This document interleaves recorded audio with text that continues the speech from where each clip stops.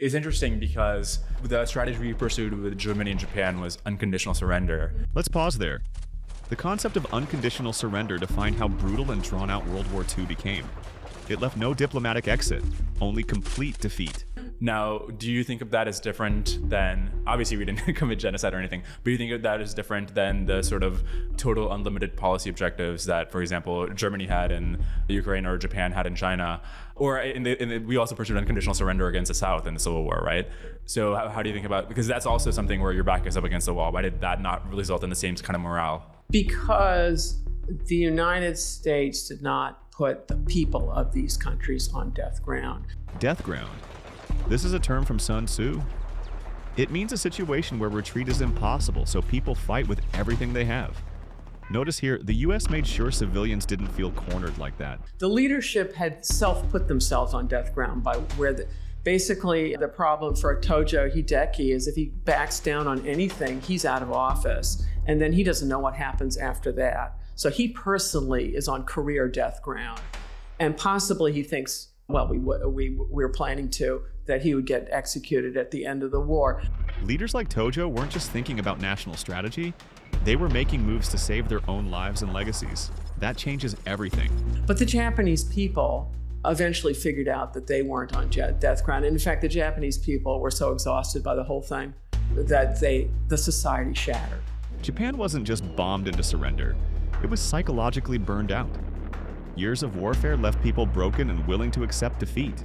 But the United States was never going to put the German people, start massacring them in the way that the Russians massacred the Poles when they moved in. The Germans massacred the Poles. How do you wind up with 8 or 9 million Polish deaths in World War II? Think about that, it's a large number. It's because they're massacring. They're being massacred. There was a firebombing of Tokyo and Dresden and Yes. Berlin. I think it was in your book that 84,000 people died in that one night firebombing in Tokyo. Yes, it's terrible. Why did that not make them, put them in the mind frame of a sort of total death ground? Well, A, I don't know, but B, Japan had been at war since 1931 in China. They'd been sending large armies. This isn't like recent US wars, the counterinsurgencies in Iraq and Afghanistan. This is they're sending hundreds of thousands of troops to occupy Manchuria. The Chinese don't give up. It goes on and on and on. So by the time you're getting to 1945, it's a long time. Also, they had committed atrocities in China and they knew all about it. Their commanders ordered their fellow soldiers to execute them because they didn't want cripples going home. They couldn't deal with them there. And so rather than have the Allies pick them up, they executed them in place. This part is horrific. Soldiers turning on their own because wounded men were seen as burdens. It's not just a war story, it's a cultural tragedy. Can you imagine how Japanese soldiers felt about this? How do we explain the famously high morale of the Japanese military, where they would refuse to surrender even after given orders by their superiors? Oh, it's because it's a different culture. So in Japanese culture, you belong to in-groups or out-groups. So the biggest in-group the Japanese belonged to was Japanese people and everybody else. But within Japan, you come from a province, a locality, etc. You go school, education, various places. You belong to a job wherever you have, and there are various units within your job.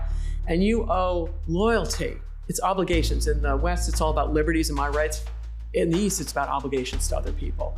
And so you owe obligations to all of these organizations. And when soldiers are thinking about war, they're not thinking about grand strategy, they're thinking about operational success. So the moment you as a soldier start losing a battle, instead of in the West where you can retreat, you can surrender, and it's not dishonorable because you're going to live to fight another day. In Japan, you're a failure. That line hits hard. In Western war doctrine, in Japan, losing meant losing honor, something worse than death.